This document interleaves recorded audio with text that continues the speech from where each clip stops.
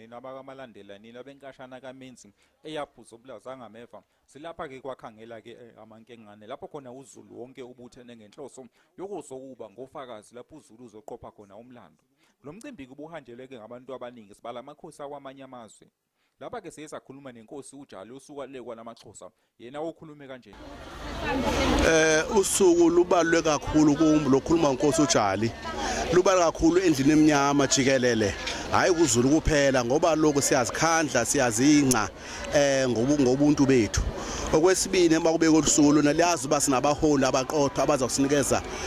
imigomo ezawaseyilandele sindlu emnyama namasiko efuna siwalandele sindlu emnyama nokuthuthwa kwesizwe jikelele mhlawumbe ke baba elakho ngoba ngiyezwa ukuthi ubaba uyathetha usuka le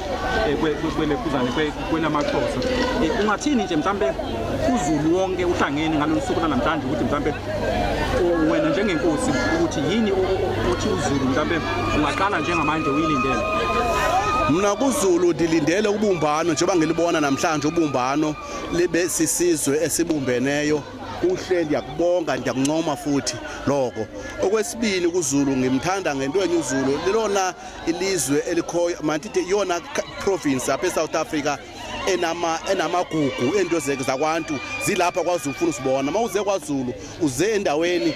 yamagugu uze endaweni yomthetho uze endaweni yezigodlo baba sibonge isikhathi sakho othi wasipha sona mandibonga kakhulu nami ngathi nanu belusuku oluhle uMzantsi Afrika jikelele wonke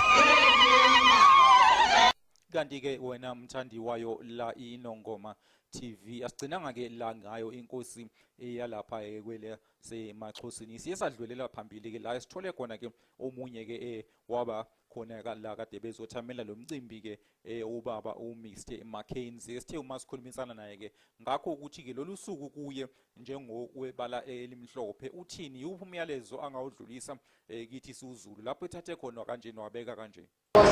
sizelana ngoba sihlonipha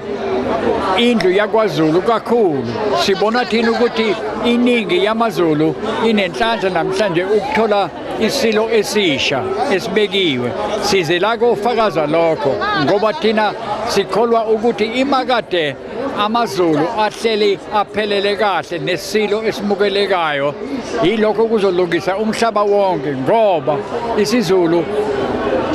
amaZulu anohlonzo lana emhlabeni waseNingizimu Afrika baba uMackenzie ke ake sikhulume mhlawumbe ngokwakho ke njengomuntu obukeka usukhulile ukuthi yiwuphi umyalezo mhlawumbe ngawudlulisa kuZulu mina ngizothi akazame ukubekezela ukuze kuhlulwe labana abazama uketula umthetho omdala owangeniswa nabo omkhulu waso lesisilo sanamhlanje omkhulu kudala sebengenisa umthetho kodwa lo mthetho ungaketulwi uqiniswe ukuthi indlu yakwaZulu ihlale namandla ikhule ngoba iyo yona eyosuke isinikeze indlela eyaphambili kulezi insuku ezizayo kulomhlaba owanamhlanje na insuku zanamhlanje ziyahlupheka ziningabi izinto ezonakele kodwa kufuneka ukuthi ngempela indlu njengalena yakwaZulu yiyo yona engasiza ukusikhombisa indlela entsha eqondile engasuke yenze impilo emhlabeni wonke baba Mackenzie elakho nje lokugcina sasiphethe elakho lokugcina nje sasiphethe angitholanga kahle elakho lokugcina elokugcina yilweli ukuthi sonke noma ibala lihlukene sonke asibe khona ukuthi masimenyezwa indlenkulu kosiza singalindi singene khona ngoba ukuphila kwendlu yona lena enkulu yilokho esidinga ukuthi kwenzeke kube into elingana ehlula uhulumende wethu ngiyabonga Mr Mackenzie thank you very much for your time pleasure sivalile siponasile sidlumakeba